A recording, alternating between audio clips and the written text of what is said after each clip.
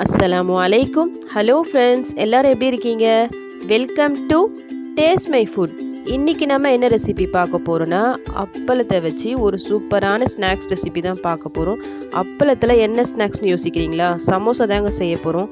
இது நார்த் இந்தியாவில் பப்பட் சமோசான்னு சொல்லுவாங்க. கண்டிப்பாக குட்டீஸ்க்கு ரொம்ப ஃபேவரட் ஒன்றா இருக்கும். இது டேஸ்ட்டாகவும் இருக்கும், டிஃப்ரெண்ட்டாகவும் இருக்கும். ஸோ இந்த வீடியோவை கடைசி வரைக்கும் ஸ்கிப் பண்ணாமல் பாருங்கள்.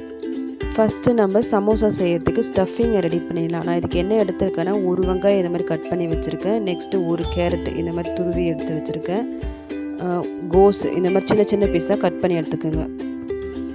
இப்போ நம்ம ப்ரிப்பரேஷனை ஸ்டார்ட் பண்ணிடலாம். ஒரு பேனில் கொஞ்சமாக எண்ணெய் போட்டு அதில் ஒரு ஸ்பூன் அளவுக்கு ஜீரகம் போட்டிருக்கு. அது நல்லா வெடிச்ச உடனே வெங்காயம் போட்டிருக்கேன். வெங்காயம் ஓரளவுக்கு வதங்கின உடனே ஒரு ஸ்பூன் அளவுக்கு இஞ்சி பூண்டு பேஸ்ட்டு போட்டு அதையும் நல்லா வதக்கிக்கலாம். ரொம்ப வதங்கணும் இல்லை, ஓரளவு வதங்கினா ஓகே. இப்போ இதில் நம்ம இந்த வெஜிடபிள்ஸை ஆட் பண்ணிக்கலாம். கோஸ் ப்ளஸ் கேரட் போட்டிருக்கேன், அதுவும் ஓரளவுக்கு வதங்கட்டும்.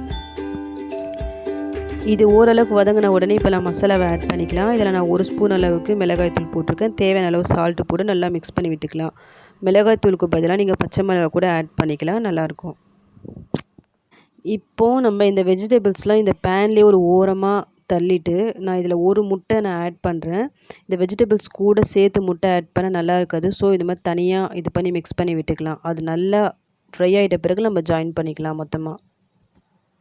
ஸ்டஃபிங்கை பொறுத்த வரைக்கும் இது தான் போகணுன்னு இல்லை. நான் இதில் முட்டை, கோஸு, கேரட் அந்த மாதிரி போட்டிருக்கேன். நீங்கள் அதுக்கு பதிலாக உருளைக்கிழங்கு, பட்டாணி போடலாம். இல்லை வெறும் வெங்காயம் வச்சு பண்ணலாம். உங்களுக்கு பிடிச்சதுக்கு ஏற்ற மாதிரி நீங்கள் ஆட் பண்ணிக்கிங்க ஸ்டஃபிங். இப்போ இந்த முட்டை நல்லா குக் ஆகிடுச்சு. இப்போ இதை வெஜிடபிள்ஸ் கூட நம்ம ஆட் பண்ணி மிக்ஸ் பண்ணி விட்டுக்கலாம். இப்போ நம்ம ஸ்டஃபிங் ரெடி ஆகிடுச்சு. இப்போ நம்ம ஸ்டவ் ஆஃப் பண்ணிக்கலாம். இப்போ நம்ம சமோசா ஷீட்காக இந்த மாதிரி பெரிய பெரிய அப்பளமாக எடுத்துக்கோங்க. இந்த மாதிரி பெரிய அப்பளம் தான் இதுக்கு கரெக்டாக இருக்கும். இதை என்ன பண்ண போகிறோம்னா, ஒரு தண்ணியில் போட்டு ஒரு 30 செகண்ட்ஸ் இந்த மாதிரி டிப் பண்ணி எடுத்துக்கலாம்.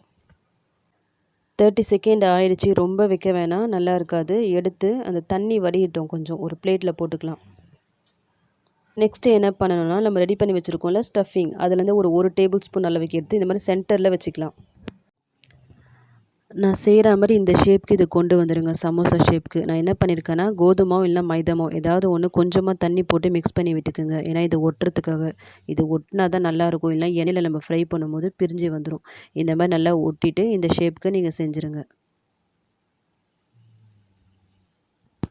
இது எல்லாத்தையும் நம்ம சூடான எண்ணெயில் போட்டு ஃப்ரை பண்ணி எடுத்துடலாம். இது அப்பளமாச்சே, சூடான எண்ணெயில் போட்டோன்னே வெடிச்சிடுமோன்னு சொல்லிட்டு நீங்கள் பயப்பட தேவையில்லை. இதை நம்ம ஆல்ரெடி நம்ம தண்ணியில் டிப் பண்ணி தான் எடுத்துருக்கோம். இது நார்மல் சமோசா மாதிரி தான் வரும்.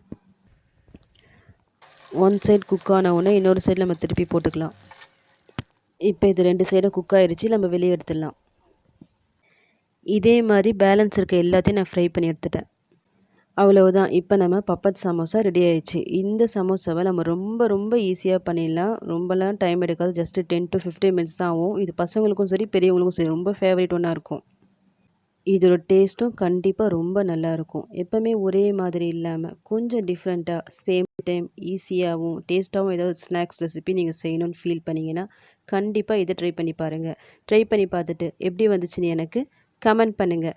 இந்த ரெசிபி உங்களுக்கு பிடிச்சிருந்தா என்னுடைய சேனலை லைக் பண்ணுங்கள், ஷேர் பண்ணுங்கள், கமெண்ட் பண்ணுங்கள். மறக்காமல் சப்ஸ்கிரைப் பண்ணுங்கள்.